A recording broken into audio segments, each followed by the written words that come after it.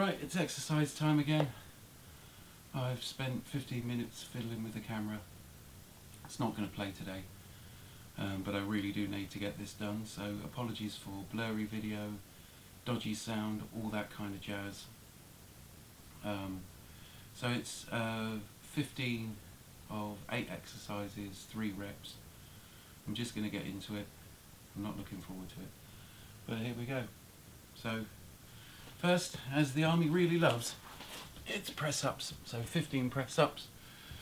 It shouldn't be too much work.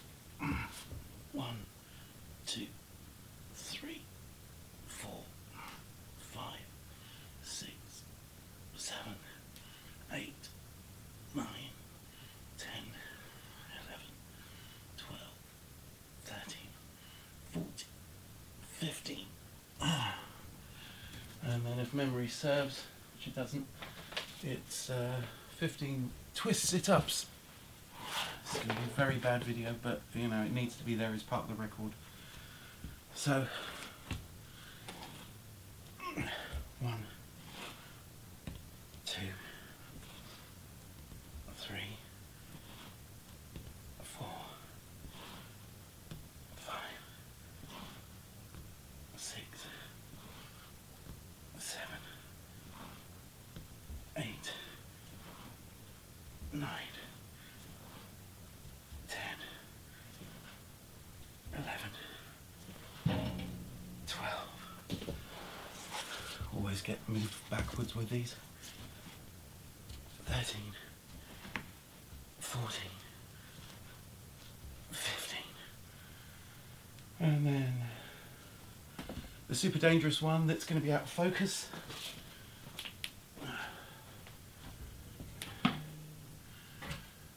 15 step-ups with leg raise. 1, 2, 3, 4, 5, 6, 7, 8, 9, 10, 11, 12, 13, 14, 15. Oh.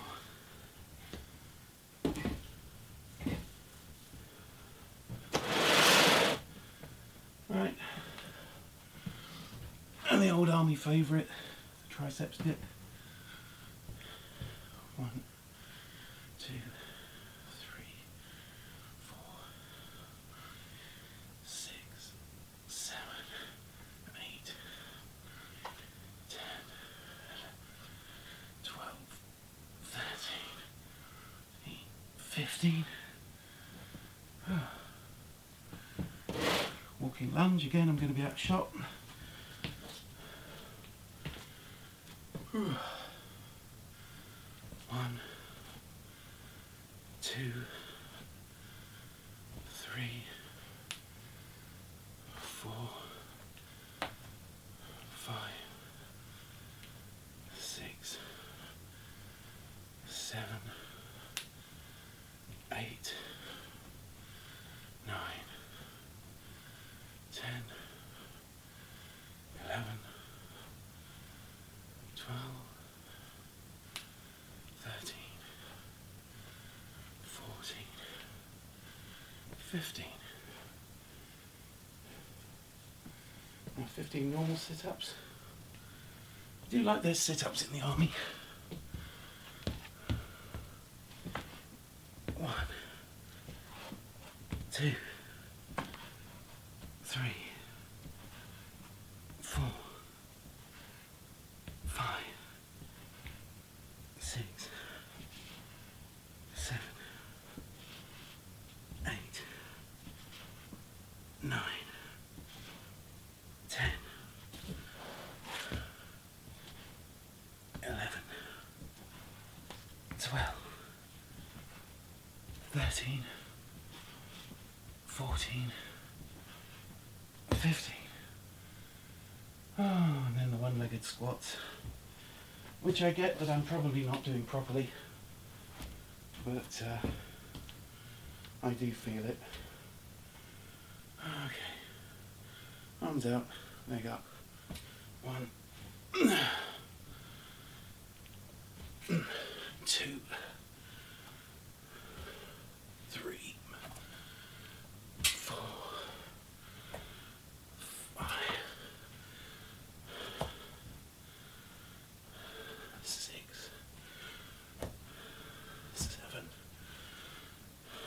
7, 8, 9, 10, 11,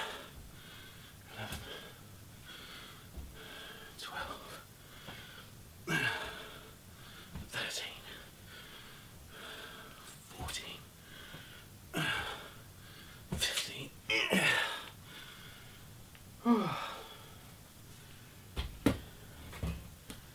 And then the thing that's making me feel less old, dorsal raises, 15 off.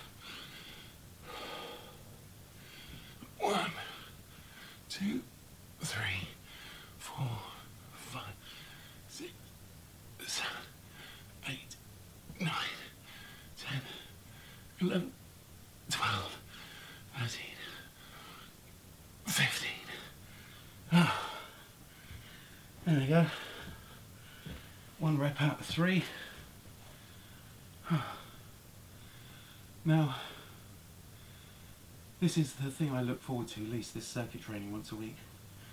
But the general level of fitness that I'm enjoying, you know, the running and stuff, my weight's sort of stabilised at about 94 kilos. But I suspect I would have lost a bit. A bit more if I hadn't had the week off with a friend of mine. So yeah, just life getting in the way of doing what you do, and the filming is adding a major chunk of time to my day. So yeah, it is interesting. Let's get on to rep 2. 15 sit-ups, 15 push-ups.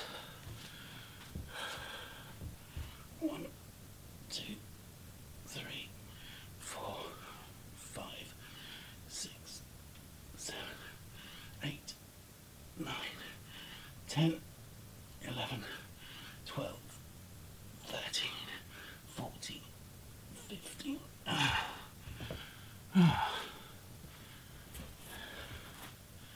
15 more twist sit-ups.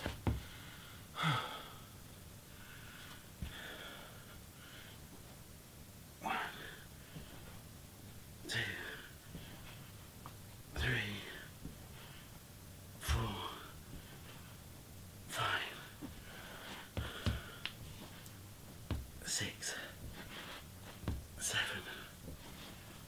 8, 9, 10. Then do the twists. 11, 12, 13, 14, 15.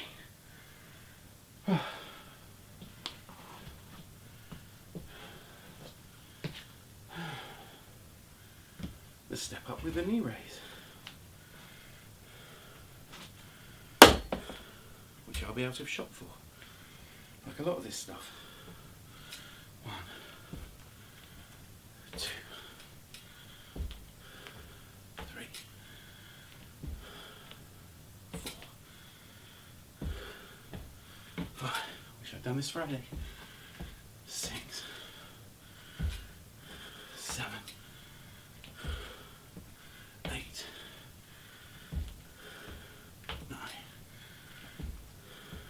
10, 11, 12, 13, 14, 15.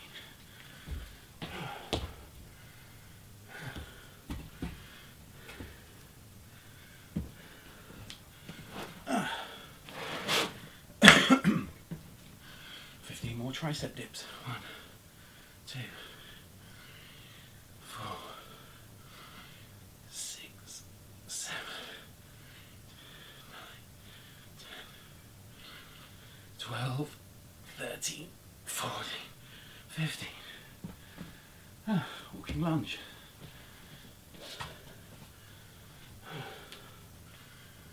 1, 2, 3, 4, 5, 6, 7, 8, 9, 10, 11, 12, 13, 14, 15. And now some standard sit-ups. 1, 2, 3, 4, 5, 6, 7, 8, 9, 10, 11, 14, 15. You have a joyful one-legged squat. Did I do wrong? I can't see how any other way how I do it. Okay, arms out in front, raise one leg, drop down, push. 1, 2, 3, 4, 5, 6, 7, 8, 9, 10, 11, 12, 13. Oh dear. 14, 15.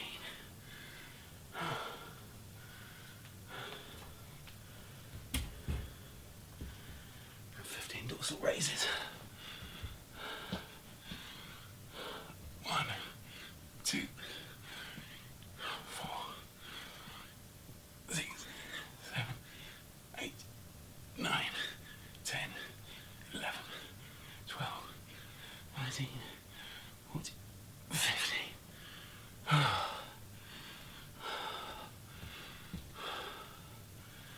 Ow. So it's 2 reps. 1 more to go. Hopefully I'll be physically fitter by the time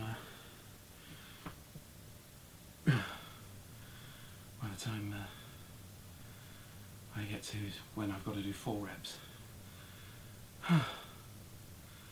But it's this and the running and the, that enables you to do more of this.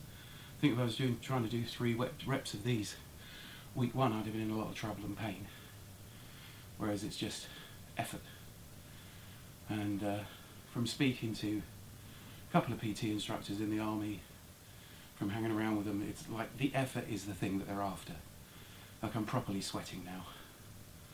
But that's a good thing. You're pushing,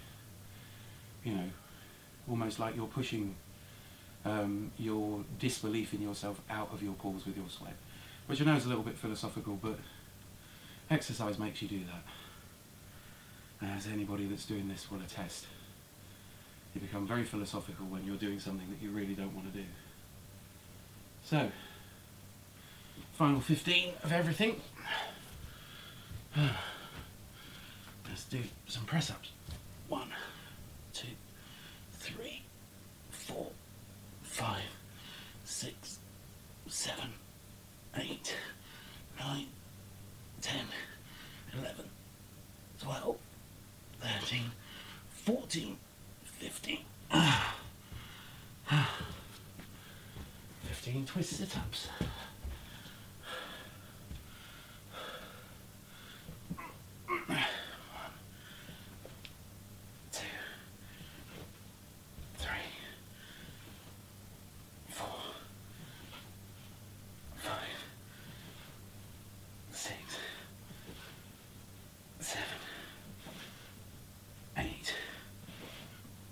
9, 10, 11,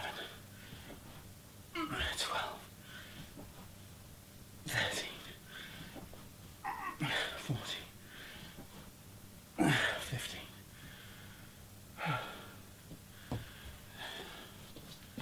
And now when you're a bit wobbly and you're doing it on a little kitchen chair, these step-ups become a bit more dangerous. 1, 2, 3, 4, 5, 6, 7, 8. See? 9, 10, 11, 12, 13, 14, 15.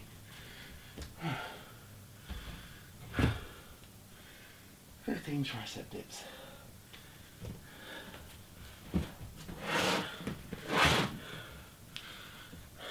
1, 2, 4, 6,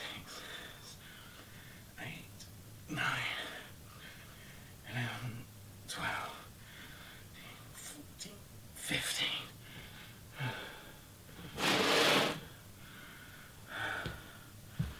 Walking lunge. 1, 2, 3,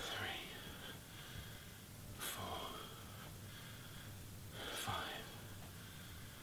6, 7, 8, 9, 10, 11, 12, 13, 14, 15.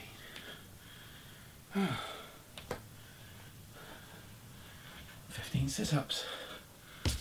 I've done 90 sit-ups by the time I've done this, along with all the other stuff. Okay. 1, 2, 3, 4, 5, 6, 7, 8, 9, 10, 11, 12, 13, 14, 15. And now bring the pain.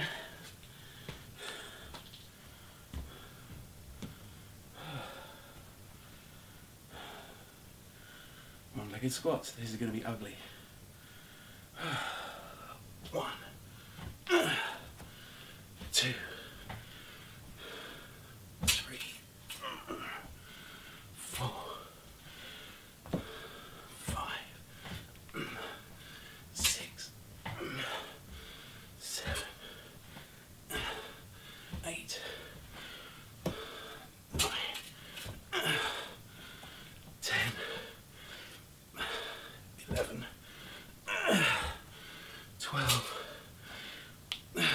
13, 14.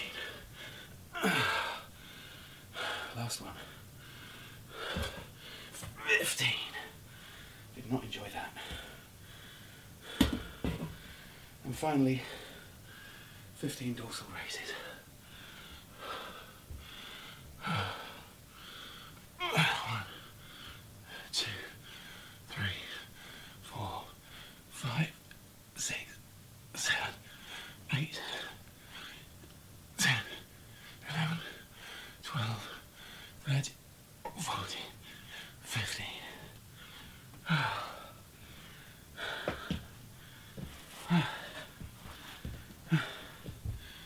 Okay, so that seems hard and I wasn't looking forward to it, but seriously, you know, a couple of months ago what I just did would be unthinkable. So yeah, getting better. And now, rather traditionally, it's time for some pull-ups, which is going to be laughable after the circuit training. Well, we'll see.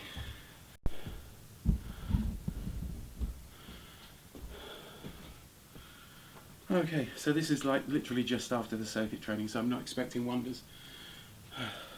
One or two will be good.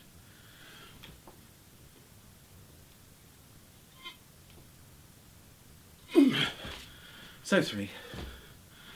Okay, so apologies for it being a bit blurry. I'm using my Canon T3i and I don't have all the widgets because I needed to get the exercise done. And if I had a camera person to fuss over it, that would be great, but I don't. So, that concludes week 11. Currently weigh like 94.2 kilos. So, put on a little bit of weight still, but I have lost about half a kilo this week. So, swings and roundabouts, and we'll see what it's like next week. But yeah, that's it. So now we're going to run VT on Harlequin getting back into the swing of things like I was this week. And yeah, into week 7.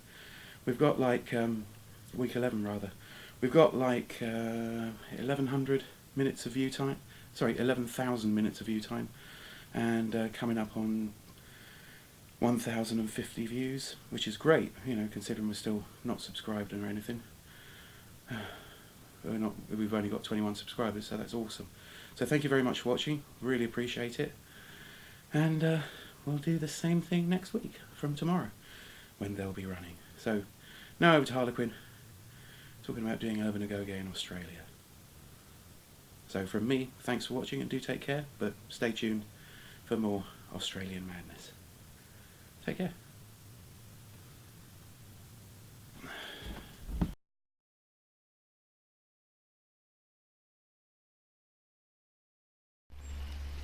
Go. Good morning, everyone. It's day bloody blah, such and such.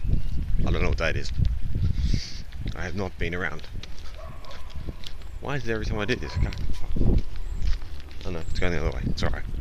I hope everyone's been well. I hope you've all been getting more exercise than I have. I have been to Sydney. I've come home from Sydney. Sydney was quite fun. I finished off my blacksmithing course. I'm now one of the half a dozen people in Australia who is actually trade qualified as an industrial blacksmith. Congratulations to me. Well, I am going to get my paperwork back. It's funny how the world works on paperwork, isn't it? So yeah, I went to Sydney, did that for a week. Finished off my 5 trade papers I had to finish off. 5? Yeah, 5 trade papers I had to finish off to do that. And came home on the train and caught a bug. That was fun. Caught some weird virusy thing, felt like death warmed up for a couple of days. And then I went back to work, which had changed but not changed. The world of work is always the same, it never changes. As you can tell, we're still on shaky cam and tangento vision. What else is going on? It's been sunny in Yakinetna for half a week. The buds on the eucalyptus trees are coming out. The pine trees have all got flowers on them. My first proper walk that hasn't been in the dark for half a week. Yeah, so I came back Saturday, went to work Sunday. Went to work. Good morning, Kookaburra. Someone's laughing at me. Do you know the word for Kookaburra in local dialect, on local languages, is actually Guggaburra, and all it was a mistranslation of the word Guggaburra. Because they say gug gug gug gug gug is why it's called a Guggaburra. I think it literally means bird that says gugga.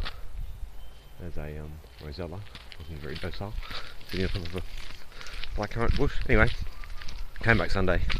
Came back Saturday, went to work Sunday, finished work Sunday, came home, felt like death, warmed up Monday, Tuesday. Went to work Wednesday, went to work Thursday, went to work Friday, now it's Saturday again. Can't win. The week just disappeared. We're in pre-week for university, so I've been flaptastically trying to read things and work things out and do stuff. I have had my first enforced meditation experience. Enforced because I have to go and do it for my course. And the lady's name is, I want to say it's Sharon. Can't think of her second name. I'll find a link to it.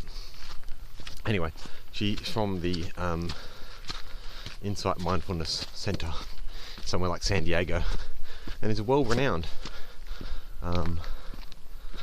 mindfulness and meditation person. Yeah, and we get to listen and talk and discuss some of her work and other people's work and all the Mahayana Zen Buddhist work and Chan Buddhist work and bits and pieces for one subject. And that looks interesting. Yeah.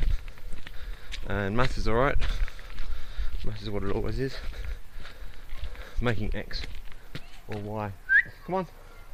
Making X or Y the property of something and then defining its answer.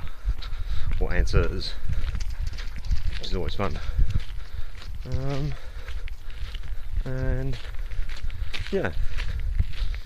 No, so fitness took a backslide in Sydney because I just wasn't able to. Kept having to do night school as well as day stuff, as well as get in and out. So I did do some nice long walks around Sydney at various different points. But that was about it for doing stuff.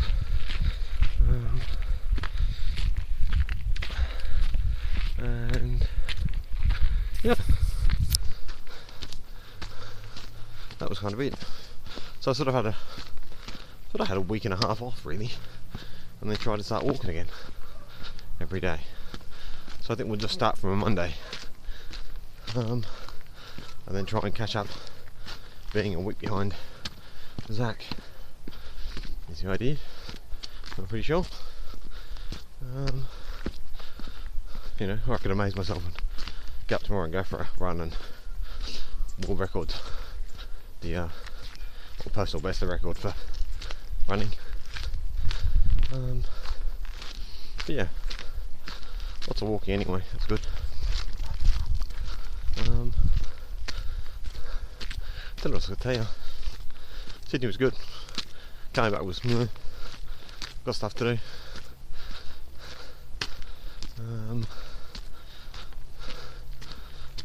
Yeah, mountains to climb, things to do, people to visit and see.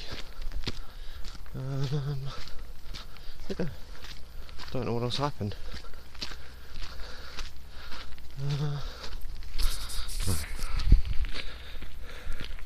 Two of my most fascinating subjects for my blacksmithing course were our fly safe welding practices, and the second one was select welding processes, which are entertaining only because they used to be part of the modules for the various trade tests for welding. So you do routine, intermediate and then advanced welding in whatever subject, whatever bit of welding you're going to do.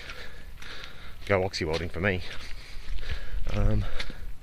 So you do all the revision history. You do all of the specific knowledge for those concepts inside of that course.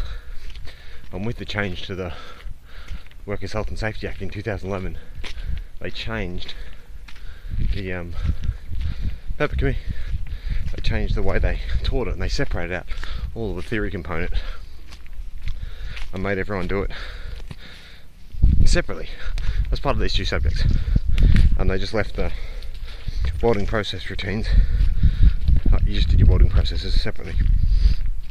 So that was interesting in how they changed it. I didn't know the old scheme. It seemed to make far more sense. But it means that when they have to update the course legislation, they don't have to change everything about they don't have to go and revise the course. They revise courses over here about every 10 years. MEM courses take longer. Manufacturing, engineering, materials courses take longer because because the stuff doesn't. It's got a lot of apprentices behind it and all the rest of it type thing, and changing the courses means a big deal. Whereas changing something like, for example, chefing may well affect a certain number of apprentice chefs, but doesn't have anything to do with legislative responsibility. You know, it's only the food safety handling access of it that really ever changes. Most of that stuff's set in stone already. It doesn't really change. You know, you fry an egg the same way you fried an egg in the 16th century. You can cook eggs different ways, obviously, but you know, the basics of how to cook stuff hasn't changed that amount. You know, I work in a business where we're doing 16th century process. You know, only updated because we can make it easier and cheaper and gooder than doing the old-fashioned way. As such, you know. So yeah, so that's interesting. Anyway, they separated out all these TAFE subjects and basically took away the theory thing. So now you end up. It's really weird because if you're me, like I don't stick weld because I can't see well enough to stick weld. I can TIG weld alright. I can MIG weld. You know, very well, reasonably well. Not anything like professional, but I can MIG weld. Make it stick like a hot glue gun. A MIG welder is. So yeah, I can MIG weld. But I learned oxy weld before I learned to do anything else, and I can oxy weld, you know, reasonably bloody well actually, considering because the process is a bit slower and because it's only heat, I can get that much bit closer to it. Means I can see a lot better. Yeah, not much has changed here. That's quite pretty. Lots of branches still. I'm still thinking it's the place to come and go. A bit of a wild camp. Just down there, I reckon. Take your hand out of the pocket, don't fall down. But yeah, so they separated out all the trade specific, like the trade unspecific stuff, and put it all in one like block package. And the great issue there is then if you have me, who, you know, only likely to ever qualify in TIG welding, and oxy welding to any sort of level, and that means I end up having to read course codes for things like welding sticks. I don't use welding sticks ever. Stuff in the bed. I don't use welding sticks very often. Like, you know, I can tell you where the information is in a TIG weld book, or it's on the internet. It's on BOC's website. You know, it's on the back of the manufacturer's packaging. You know, on a trade sheet, on a MSDS. But I don't know what the different codes are. I don't care. Doesn't interest me at all. And funnily enough, you do this exam, you have to know all these weird things. It looks like, you know, I've never used a flux core automatic welder in my life. You know, and I'm never likely to. I don't work in structural steel outside in the wind. It doesn't, you know, I don't weld that stuff, so therefore it doesn't interest me. You know, it's just entertaining. And what really entertains me is there's one question in the test. There's no two trade papers, so there's A and B, and they change eventually. But you know, they've been A and B for a while now. And one of the questions is, what is the oldest? You know, it's a welding test, so it's all multiple choice, apart from, like, you know, the health and safety bit, which is like, you know, list boots and gloves. Anyway, one of the multiple choice questions in the paper is like, you know, what is the oldest welding process? You know, still in use to this day. And the obvious answer to any blacksmith is forge welding, because that's what we learn how to do. That's, you know, we're the only people who do it.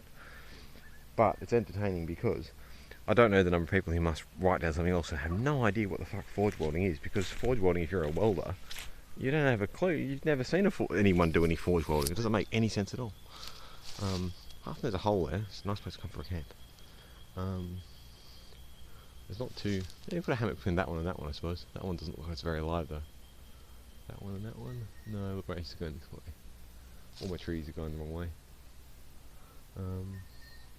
But yeah, it must just like break welders' heads to think that there's this whole process of welding that they don't even go near, ever. They will never certify in, and they won't have a clue about. You know, I don't call myself a welder because I ain't a welder. I don't weld stuff. You know, I forge things. I take metal and I heat it up, and I make it squishy until it's plastic state, and then I do something with it. I'm not even a boilermaker, because boilermakers don't even do that shit. Boilermakers in Australia don't heat stuff up and then change its shape. You know, blacksmiths are the only people who do that. and it's a, I'm not going to say it's a dying art, but I'm saying it's definitely a lot, it's definitely a hidden art for most people, because most people don't have a clue what the hell's going on. People aren't qualified to open their mouth about it, especially not here. We have a indentured servitude, I was going to say, it's actually an indentured apprenticeship scheme in this country, but you'll have one apprentice blacksmith inside of 10 years in this country, and the rest of it are people like me who just slog out travelling up, and crashing on people's floors or whatever, and doing it ourselves to get the bit of paper, to then have to try and apply it or start up a business to go and get ticked off by the trade board. And the issue is there's not enough people doing it for you to apprentice to. You're not, it's not the 1970s. The Commonwealth Employment Service doesn't run, and we don't have the likes of the train works still employing industrial blacksmiths in Australia, so it's not there. But onwards and upwards. We're away. Pepper's been missing her walks, you can tell. But yeah, it's a sad state of affairs for, blacksmithing in Australia. I think it's growing though again. I think we're really, in Australia, I think we're really in the renaissance of where in, say, the 90s, 80s and 90s. Blacksmithing was in England, where it was still being held onto by a bunch of, old people who still knew their stuff. And slowly but surely got built up because people realised that, hang on a second, I can have house jewellery, as my friend Alice always says, make house jewellery for people. But yeah, so hopefully things change. If we hang on and have the de-industrialisation revolution I believe we're going to end up with, then I think all of these skills will become very, very important again. But yeah, I did not need to eat breakfast before I came for a walk. But yeah, and probably I don't know what else to tell you. No. Religion stuff looks interesting this year around. As I said, mindfulness, meditation, and Buddhism is one of my subjects, which goes into how meditation sort of began in Buddhism way back in the day. As a proto, when it was a proto religion, a proto belief system. Where it came from, and then how it's developed over the 2,500 years since then. How it developed into being now a distinctive thing where you have the likes of mindfulness gurus. Insert Awakening with JP here. Should show us the name of the Awakening with JP. And yeah, it's and how it's developed into being a thing completely separate. Meditation has developed into being a secular thing, a bit like yoga, I suppose. Yoga is, the 8 limbs of yoga, yoga practice are distinct within Hindu thought. It's a Hindu thing, there's always different bits and pieces of doing stuff through yoga practice. And then we have the Western ideal of what yoga is, which is wearing stretchy pants and doing stretching, which is not really what yoga is about. Wearing stretchy pants and exercising is good for you. It's not yoga. Yoga is part of the devotion thing. So it's a methodology of showing devotion towards God, towards the Brahma, the universe. Brahma is the universe in Hindu thought. It's the oneness of everything. You are included in that oneness. Congratulations. Hindus aren't very picky about who is a Hindu. Everyone's a Hindu, even when you say you aren't a Hindu. Everyone's a Hindu. It's okay. You can be Christian and still be a Hindu. It's fine. They don't mind. They have in everyone. But yeah, that's interesting. But yeah, so mindfulness has really sort of taken the world of meditation outside of the sphere of Buddhist thought and put it very much into the sphere of everyday, maybe not everyday, but very much into the realms of being a non-religious dogma, you know. So that's interesting. I think it's interesting anyway. Same with yoga. We don't study yoga in my class, but that's an interesting parallel for people who have any idea about yoga.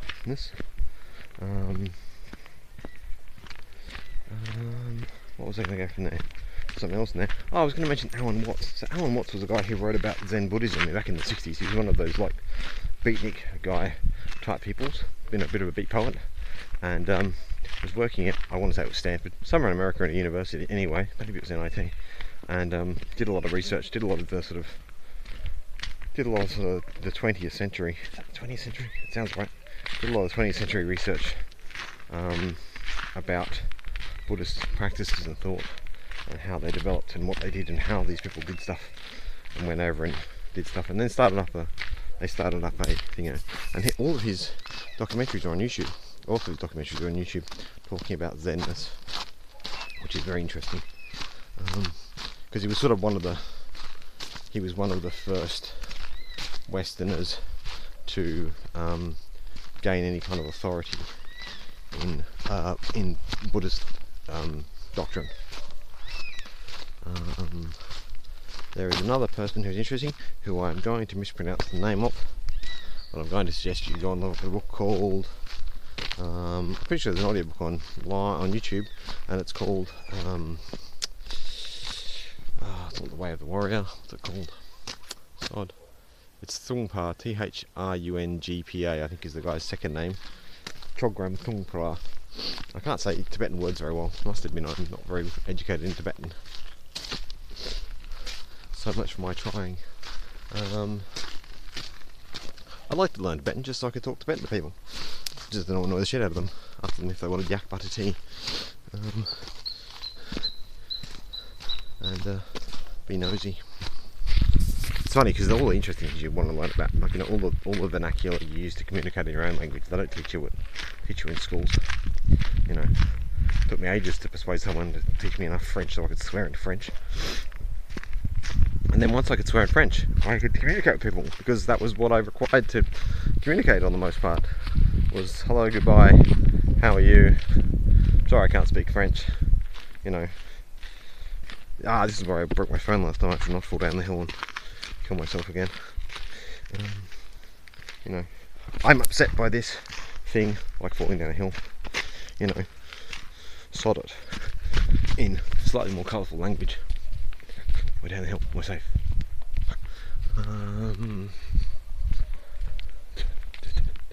Pepper, come here. But yeah, so interesting, cool stuff happening. Yeah, that's one of my subjects. Maybe we'll do a subject today, I don't know. Anyways, that's 20 minutes of my life gone by. Nothing much happened, lots of things happened. Things changed, things didn't change, the world is ever changing. Cope with that shit. Go for a run. That'll help. That does seem to help, by the way. Get outside.